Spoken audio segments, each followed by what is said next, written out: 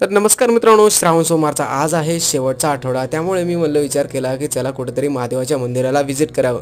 तर मित्रांनो, मी आज आलोय पुण्यापासून 45 किलोमीटर अंतरावरती एक सुंदर मंदिर पाहायला, ज्या मंदिराचे नाव आहे बाणेश्वर देवस्थान। तर मित्रांनो, बाणेश्वर मंदिराची स्थापना 1749 मध्ये पेशवे बाजीराव यांचे प्रथम पुत्र बालाजी बाजीराव यांनी केली। मंदिराच्या बांधकामाला 11,426 रुपये 8 आणि 6 पैसे एवढा खर्च आला। तर मित्रांनो, मंदिराकडे जाण्याचा हा रस्ता खरंच खूप वेगळा आहे। तसेच मित्रांनो, मंदिरामध्ये आल्यावर समोरच्याच बाजूला तुम्हाला एक कुंड पाहायला भेटेल। या कुंडाबद्दल असं मानलं जातं की या कुंडामधलं पाणी कधी संपत नाही। तर मित्रांनो, श्रावण सोमवार असल्यामुळे महादेवाच्या पिंडीला अगदी हारफुल घालून सुंदर सजवले होते। त्यामध्ये काही हडपसरून आलेल्या महिलांना सरळ महादेवाचा अभिषेक करण्याची संधी भेटली। या मंदिराशी पांडवांचा काही संबंध असल्यामुळे या मंदिराला एक विशेष महत्त्व आहे। मित्रांनो, बाणेश्वर मंदिर हे फक्त त्याच्या इतिहासावरच नव्हे तर आजूबाजूला असलेला डोंगराळ आणि हिरवळ परिसर यावर पण ओळखला जातो। ज्या डोंगरावरनं संध्याकाळचा सुंदर असा सनसेट पाहायला भेटतो।